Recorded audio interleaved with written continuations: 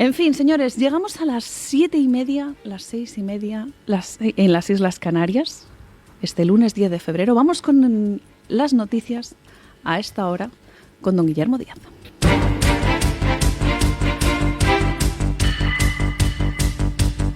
Mañanas en Libertad, con Carmen Carbonell.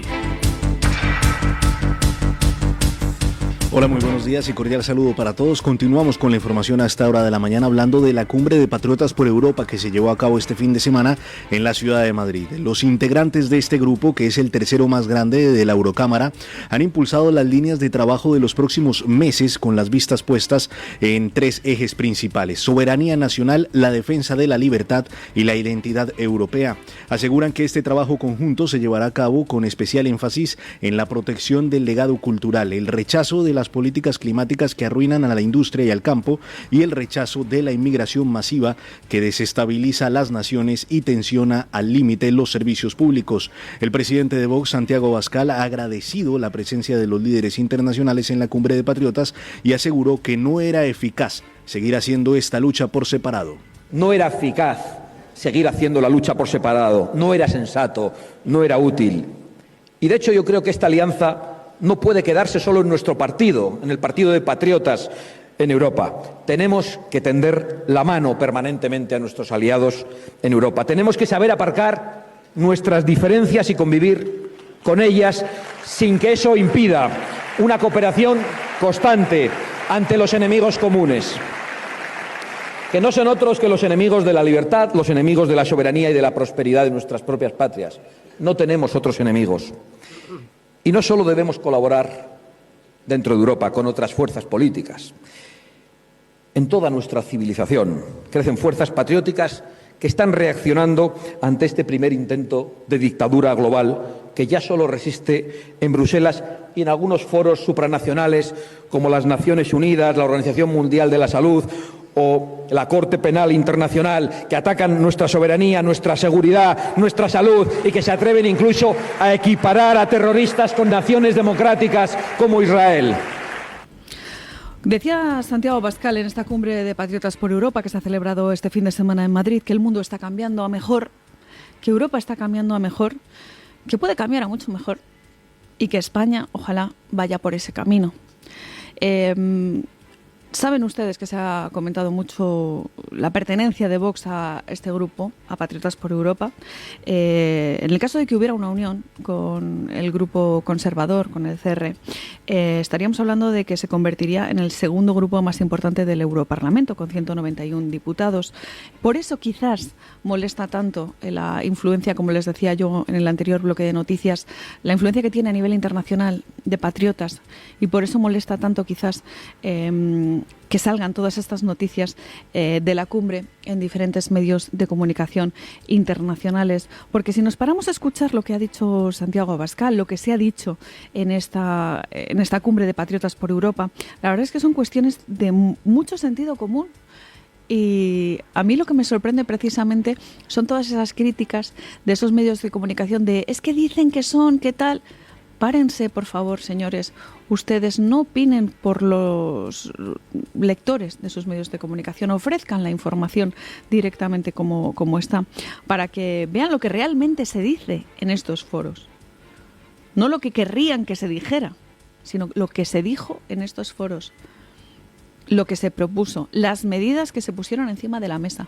No inventen, no intenten crear un monstruo que no es. De hecho, fíjense ustedes, Santiago Abascal hizo referencia a una visita que hizo Víctor Orbán, como saben ustedes, el líder húngaro, estuvo por Madrid y se paseó, pues por ejemplo, por algo tan castizo como el Mercado de San Miguel, que es un sitio bastante recomendable, muy cerca de la Plaza Mayor, en la que estuvo pues tomándose unas tapas, disfrutando de unos buenos vinos, y lo curioso es que allí la gente habló con él.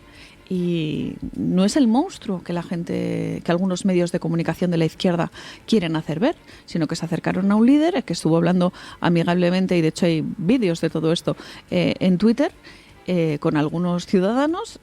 Algunos le animaron, otros le saludaron, en fin, una cosa normal y corriente, cosa que por ejemplo Pedro Sánchez no puede hacer, que no puede salir de ese cordón policial porque la gente le dice de todo menos bonito, y con razón.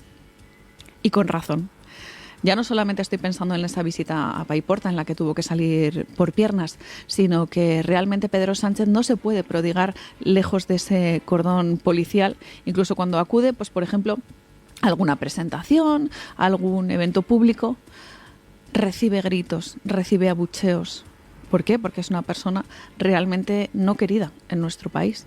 Fíjense la diferencia y sobre todo vean los ataques que, como dijo el propio Santiago Abascal, se estaban recrudeciendo contra este grupo, contra los patriotas en Europa. ¿Por qué? Pues porque están señalando directamente lo que más molesta de Bruselas.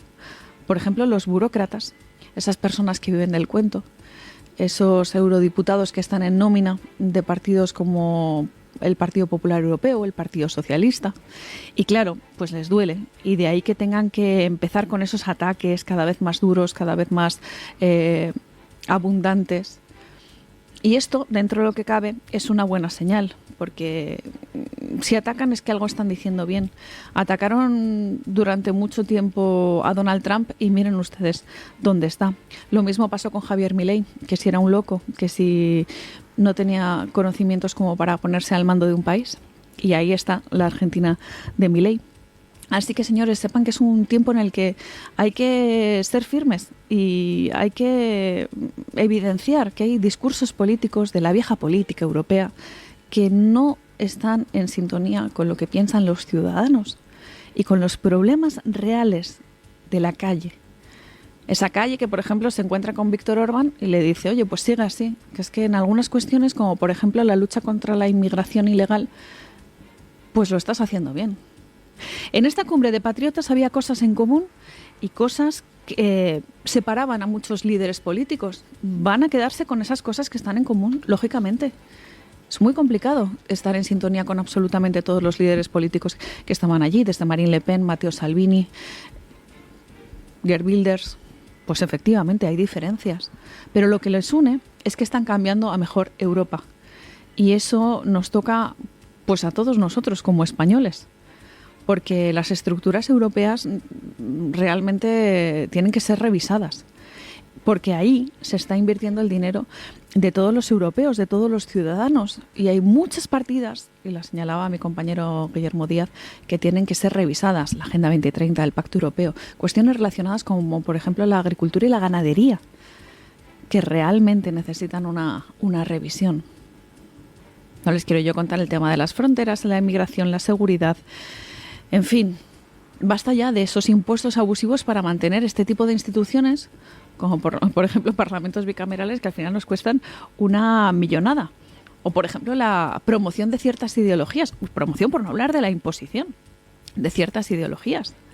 O de temas relacionados con la lengua, en fin, traductores y traductores y traductores, cuestiones que estamos pagando usted y yo de nuestro bolsillo y que realmente no van a ninguna parte. Y en todo caso, si llevan a alguna parte, pues llevan a la destrucción de Europa tal y como la conocíamos. Porque son ideologías y políticas, en fin, que nos llevan por un camino nada recomendable. Así que ya les digo que lo más importante de la Cumbre de Patriotas ha sido la repercusión que ha tenido a nivel internacional y lo mucho, mucho, mucho que está picando a los medios progres.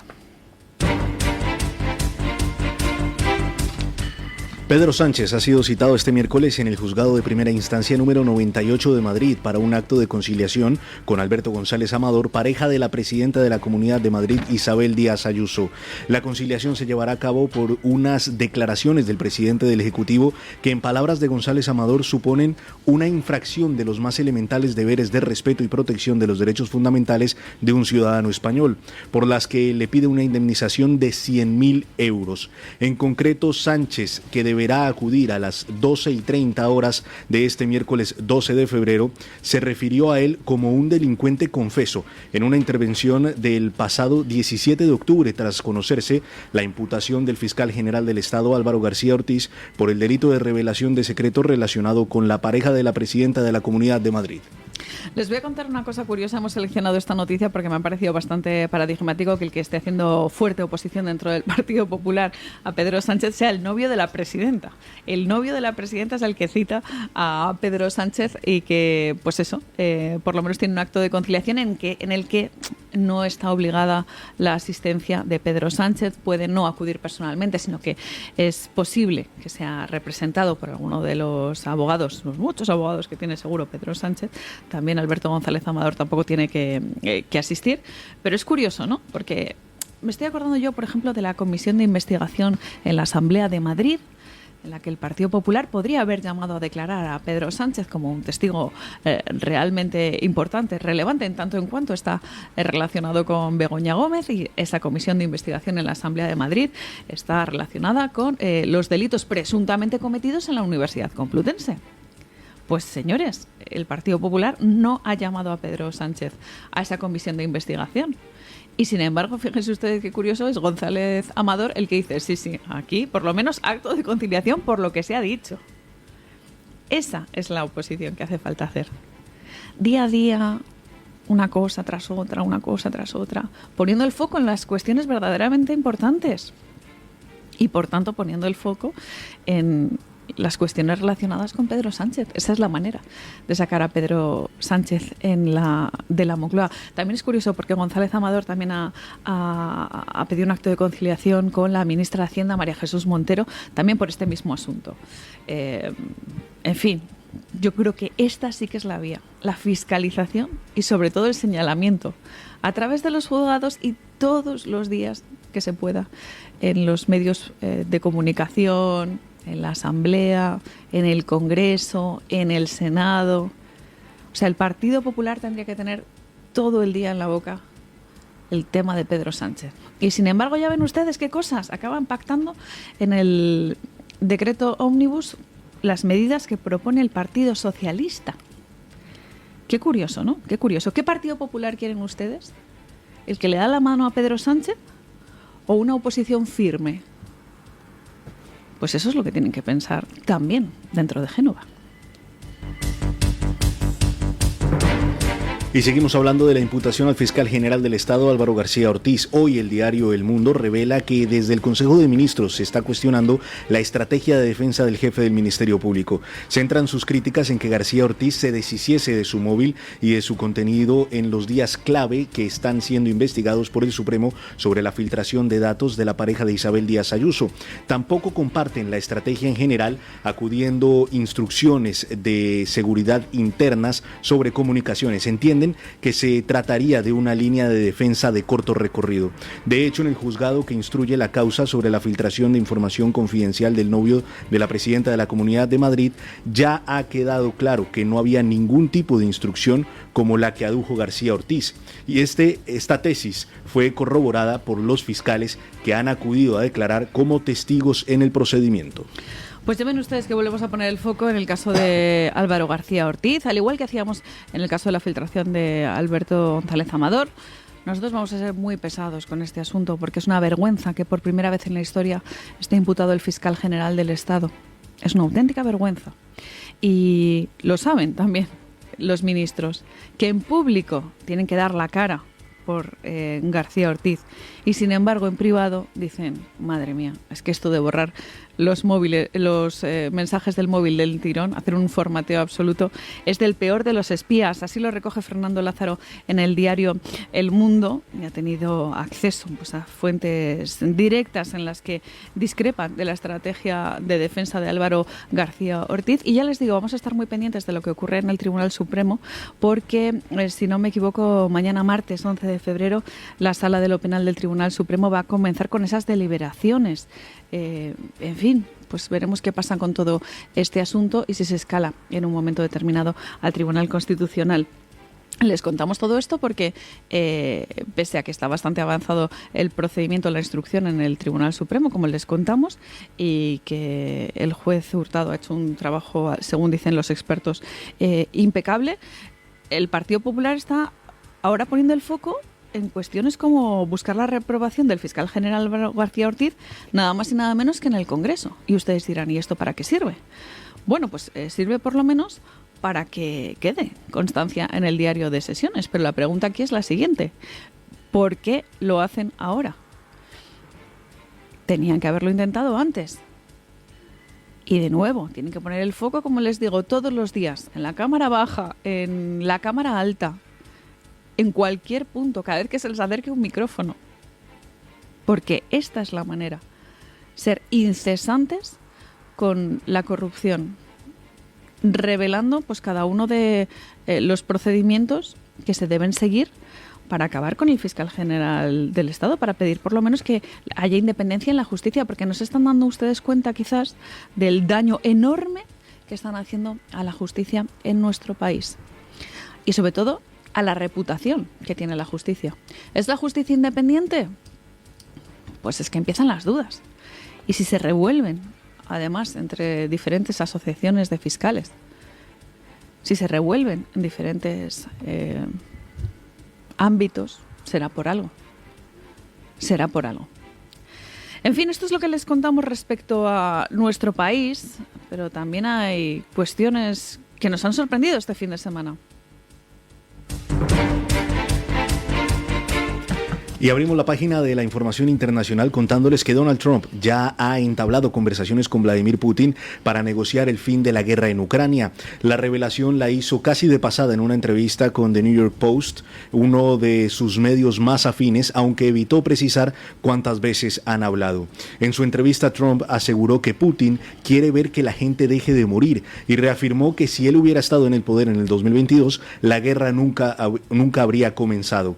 Dijo tener un plan concreto para lograr la paz y ordenó a su equipo acelerar las negociaciones, subrayando la urgencia de frenar la pérdida de vidas en el frente.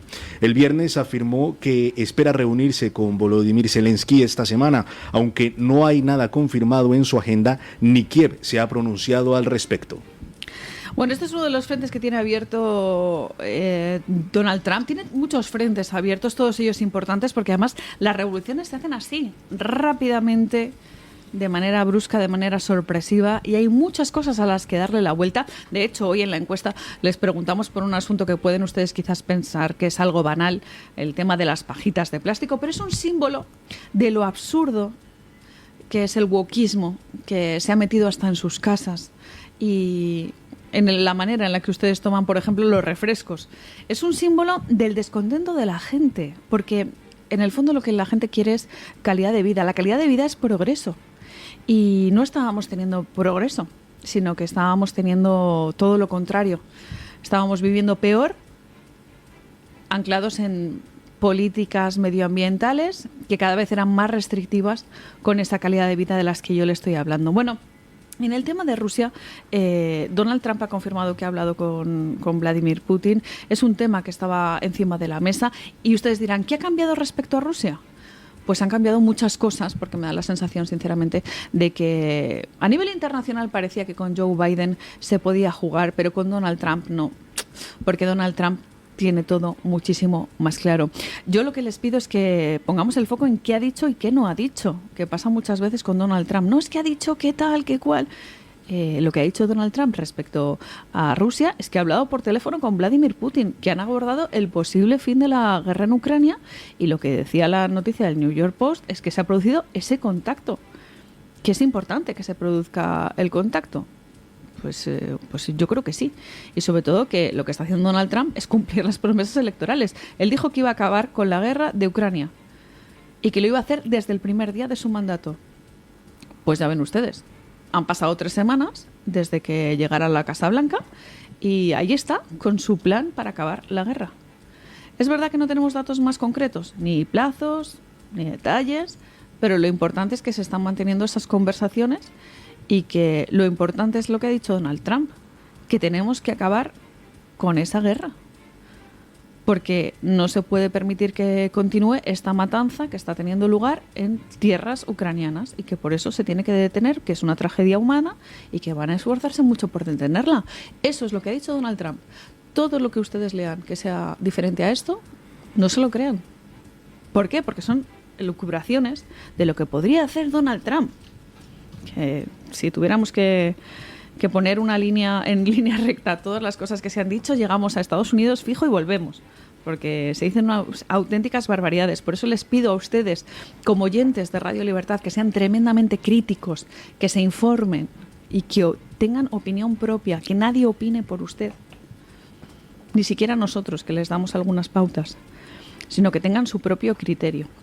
En fin, en Estados Unidos, ese frente abierto, el frente de las pajitas, el frente de la fiscalización que está haciendo Elon Musk dentro de esa agencia en torno a la eficiencia. El último paso que va a dar, o que ha sido anunciado ya, es eso de revisar los gastos del Pentágono.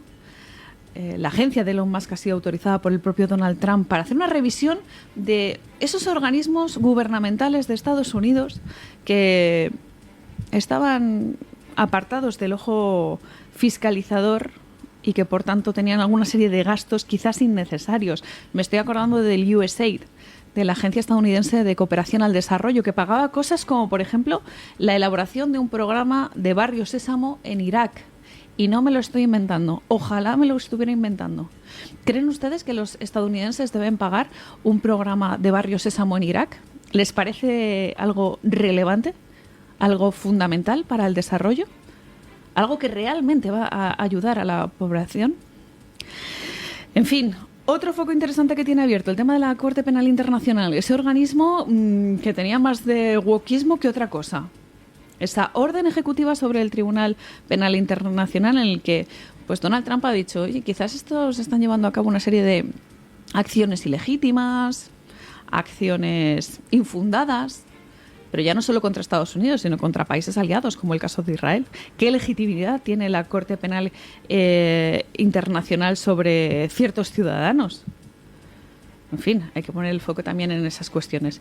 Ya les digo, tiene mucho trabajo por hacer Donald Trump, con el tema de Oriente Medio ni se imaginan, pero como estábamos con esas buenas noticias, como hablando de que al mundo le va mejor, pues nos quedaremos con eso, que a Estados Unidos también le va a ir mejor, sobre todo si se pone el foco en los gastos en el Pentágono.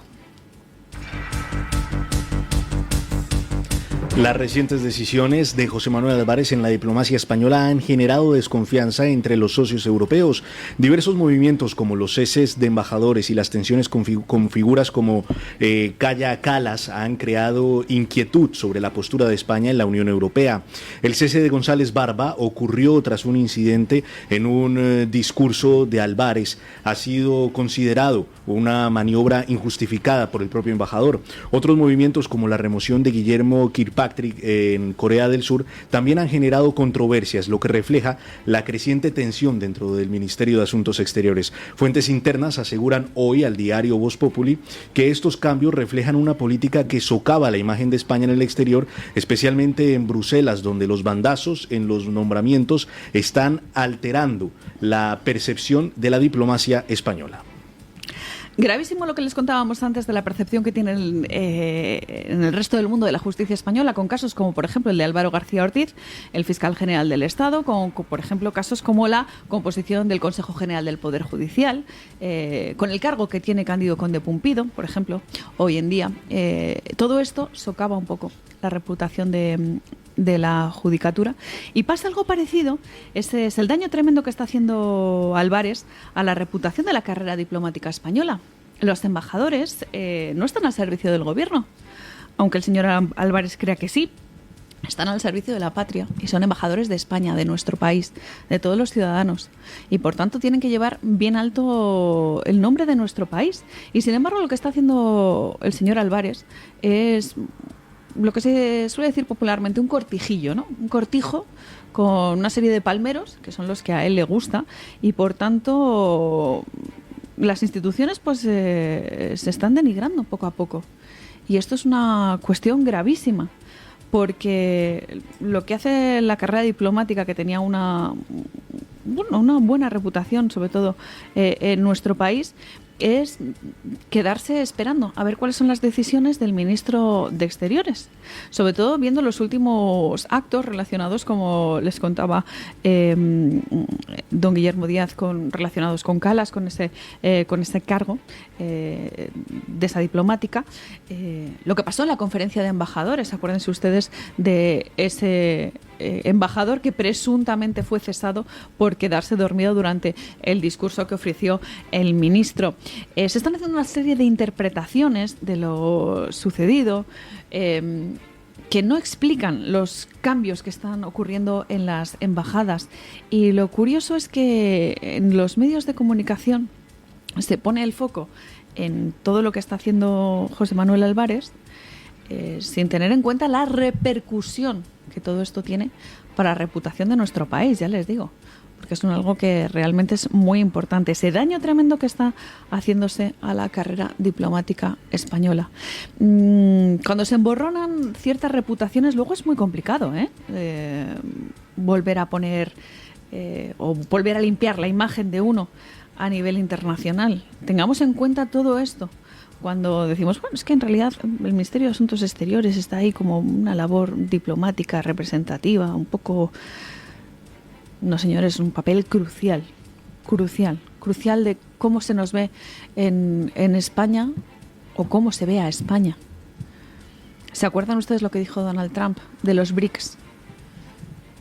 No somos BRICS, pero parecemos BRICS. Parecemos. Y quizás eso es lo que quería decir el presidente norteamericano. Somos un país aliado de Sudáfrica, de la India, de China. ¿Quiénes somos nosotros? Pues eso es lo que hay que ver. ¿Qué está haciendo José Manuel Álvarez en torno a la imagen de nuestro país y cómo está dañando la reputación de la carrera diplomática española? Bueno, nos acercamos peligrosamente a las 8, a las 7 en las Islas Canarias. Es el momento de escuchar a nuestra compañera Rebeca Crespo, que nos trae el resumen de lo mejor que viene en La Gaceta. Doña Rebeca, muy buenos días. ¿Qué tal? Muy buenos días y feliz lunes para todos los oyentes de Mañanas en Libertad.